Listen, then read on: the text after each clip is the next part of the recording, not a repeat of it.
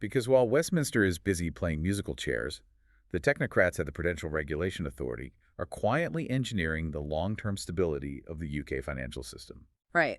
Their annual report for 2025-26 lays out the blueprint. The PRA has finally cemented the implementation of the Basel 3.1 standards. And we have a firm date now, right? We do, Yes. January 2027.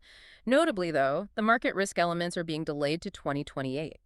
This is specifically to ensure alignment with international peers and prevent regulatory arbitrage. And alongside that, the Financial Policy Committee actively lowered the banking system's capital benchmark from 14% down to 13% of risk-weighted assets. Yeah. For those of you outside of prudential risk, what is the actual mechanism at play there? Well, risk-weighted assets are essentially a way of measuring a bank's assets based on how likely they are to lose value.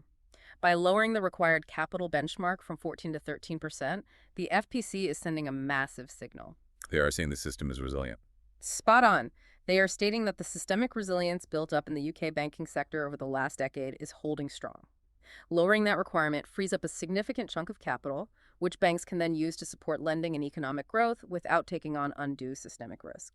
But, the part of the PRA strategy that I find most fascinating isn't the capital requirements. It's how they are fundamentally changing the way rules are made in the first place. Ah, you mean the cost-benefit analysis panel. Yes, the CBA panel. They are adopting what they call the critical friend mandate. And this represents a profound shift. Historically, regulatory policymaking worked in a bit of a vacuum. A regulator would design a policy, write the rules, and then conduct a cost-benefit analysis at the very end. Right, just to justify the decisions they had already made. Exactly. It was post hoc policy testing. But the CBA panel has completely inverted that model. They are now embedding the challenge into the early stage gestation of the policy.